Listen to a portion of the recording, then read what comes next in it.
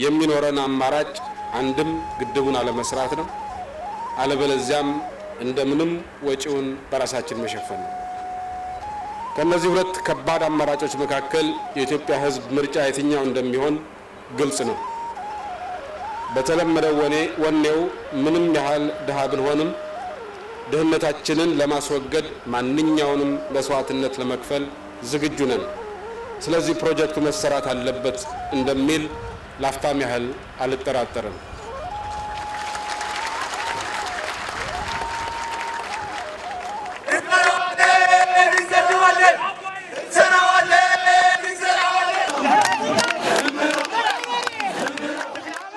በዚህኛው ፕሮግራማችን መጋቢት 24 ለኢትዮጵያ ምንድናት የሚለውን የዛሬውን ቀን መነሻ አድርገን ልናየው ወደድን።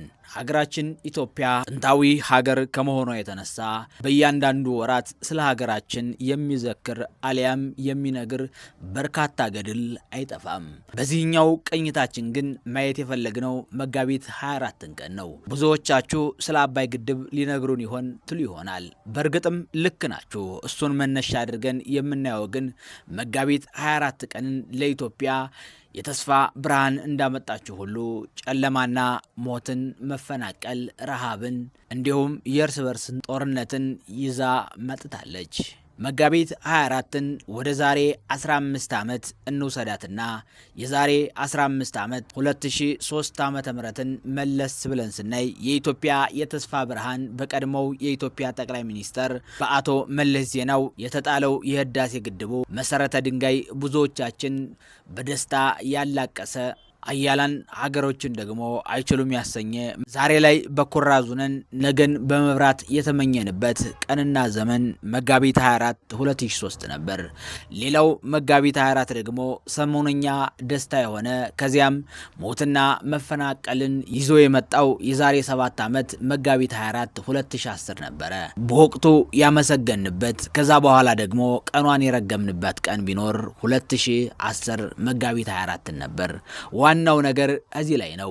የዛሬ 7 ዓመት መጋቢት 24 አዲሱ ጠቅላይ ሚኒስተር ዶክተር አብይ አህመድ የኢህአዴግን መከፋፈል ተከትሎ በህዝብ ተወካዮች ምክር ቤት ቀርቦ ቃለ መሐላ ከፈጸሙ በኋላ የ35 ደቂቃ እርዝማኔ ያለው ንግግር ሲያደርጉ ብዙ ትውልደ ኢትዮጵያውያንን ለሃጫቸውን እያዝረከረኩ የተደብቆ ነው አየው ያኔ ነገር ኢትዮጵያ አሁን ሰው አገኘች ሲሉ ብዙዎች ደስታቸውን ገለጹ። ውስኖች ደግሞ ንግግሩን መዝነው ይሰው ሲሉ ስጋታቸውን ማስቀመጡ። ታዲያ መጋቢት 24 ቀን መልካም ነገሯን በአባይ መሰረተ ድንጋይ ስታሳየን ክፉ ነገሯን ደግሞ በብልጽግናው መንግስት አሳየችን። ጠቅላይ ሚኒስተሩ መጋቢት 24 ቀን የሹመት ቀኑን ያደረገውም በምክንያት ይመስላል። ጠቅላይ ሚኒስተር አብይ አህመድ የሰራው እየተባለ በትውልድ አእምሮ ላይ እንዲቀረጽ ይፈልጋሉ።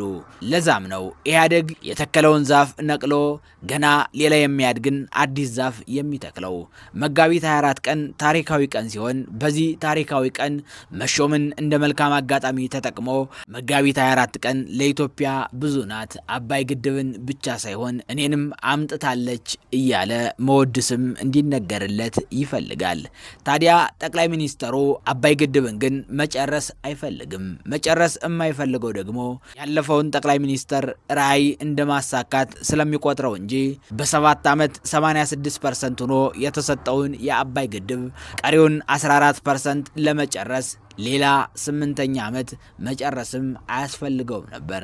ከዚህ በተጨማሪ የጠቅላይ ሚኒስተሩ አርመናዊነት ለከት ሲያጣ ባህሩሩ እየነደደ ህዝብ የሰጠኝን ኃላፊነት በድል ጨርሳለሁ የሚለው የግድቡ ዋና ስራ አስኪያጅ በተራራ ፀሐይ በአዲስ አበባ ሲገደሉም የደህንነት ካሜራውን አስነስተው አልሰማውም ለማለት ከሀገር ውጭም ሆነው ነበረ።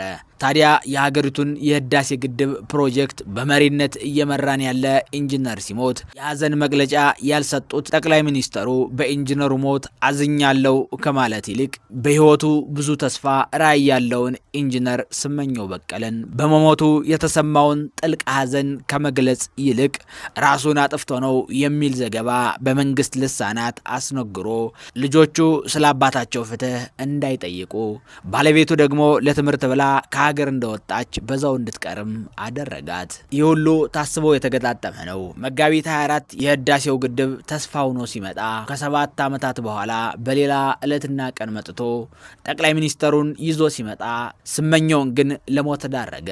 ታዲያ መጋቢት 24 ጠቅላዩን ለስልጣን የዳረገች ኢንጂነሩን ደግሞ ለሞት የጋበዘች ግድቡን ደግሞ ሳያልቅ ለ8 ዓመታት እንዲቀጥል ያደረገች ለመዘከር የማትመች መጋቢት 24 ጥቁርና ነጭ ቀን ናተኝ። ታዲያ ጠቅላይ ሚኒስተሩ መሰረተ ድንጋይ እኔ ጣልኩ ለማለት ባይመቻቸው ታሪክ ያለው ከኔ ጋር ብቻ ነው ለማለት ግድቡን ለ7 ዓመታት ሰለቸኝ ደከመኝ ሳይሉ በኃላፊነት ሲያገለግሉ የነበሩትን እውነተኛው ኢትዮጵያዊ ስለ ግድቡ ተናግረው የማይጠግቡ የማይሰለቹ ክቡር አቶ መለስ ዜናዊ በዚህ ቦታ ላይ በመሆን ነው በአባይ ወንዝ ላይ ትልቅ ስራ ትልቅ የሃይድሮኤሌክትሪክ ልማት መጀመራችን ያበሰሩት። ከዛ ጊዜ ጀምሮ የመጣ የህዝብ ንቅናቄ ወደ ተሻለ የኑሮ ደረጃ ለመድረስ የተፈጠረ መነሳሳት በየትኛውም ሀገርም አልታየም፣ በየትኛውም ዘመን በታሪክ አልተመዘገበም። ስለዚህ የሆነው በእኛ ሀገር ነው፣ በዚህ ትውልድ ነው። ሁላችንም ይሄንን ማየት በመቻላችን ማከናወን በመቻላችን እድለኞች ነን። ኢንጂነር ስመኘው ሲሞቱ አብዛኛውን ኢትዮጵያዊ አብያችን እያለ ከሀገር ውስጥ እስከ ሀገር ውጭ የድጋፍ ሰልፎችን እያደረገም ነበር። ታዲያ በዛን ሰሞን ሁሉም አይኑም አንደበቱም አይምሮም ታውሯልና ስለ ኢንጂነር ስመኘው አሟሟት ፍትህ የጠየቀ አንድም የዶክተር አብይ ደጋፊ አልነበረም። መጋቢት 24 ጠቅላይ ሚኒስተሩን ለሞትና ለሐዘን ስታመጣልን ግድቡን ደግሞ ለነገ የኢትዮጵያ ተስፋ እንዲሆን አምጥታልናለች። የብልጽግና መንግስት የሀገር ብሔራዊ ሀብት የሆነውን የህዳሴውን ግድብ መሰረተ ድንጋይ የተጣለበትን ቀን ማክበርም አይፈልግም። ምክንያቱም የህዳሴውን ግድብ መሰረተ ድንጋይ የጣሉት ስማቸው ሲጠራ የአሁኑን ጠቅላይ ሚኒስተር የሚያንገሸግሸው የድሮው ጠቅላይ ሚኒስተር ስለነበረ ነው። ከዚህ ሳምንት ጀምሮ የህዳሴ ግድቡ መሰረተ ድንጋይ የተጣለበትን ቀን ከማክበር ይልቅ የ7 ዓመት ፍሬዎች በሚል መጋቢት 24 የጠቅላይ ሚኒስተሩ አመጣጥ በሰነድ ተሰንዶ የመንግስት ሰራተኛው እንዲወያይ ወደ ስልጣን የመጡበትን ቀን ሁሉም እንዲያስታውሰው በየወረዳዎችና በየዞኑ እየተወያየም ይገኛል። ጠቅላይ ሚኒስተሩ ስለ አባይ ግድብ የሚያወሩት ሆነም ቀረም ከ6 ወር በኋላ ነው። ከ6 ወር በኋላ የሚሆነው ደግሞ ባሳለፍነው ሳምንት በህዝብ ተወካዮች ምክር ቤት ቀርቦ ከ6 ወር በኋላ የህዳሴ ግድቡን ሪባን እንቆርጣለን ብለው መናገራቸው የሚታወስ ነው። ታዲያ ጠቅላይ ሚኒስተሩ ከ6 ወር በኋላ ስለ አባይ ግድብ መናገር ይፈልጋሉ። ስለ አባይ ግድብ መናገር ሲፈልጉ መሰረተ ድንጋይ ስለጣለው ጠቅላይ ሚኒስተር አሊያም ራሱን መስዋዕት አድርጎ ልጅና ባለቤቱን ጥሎ ኑሮን በህዳሴው ግድብ አድርጎ ስራ አስኪያጅ ስለነበረው ኢንጂነር ስመኘው አይደለም። ማውራት የሚፈልጉት እኔ ጨርሼላችኋለሁ ብሎ ለመናገር ነው።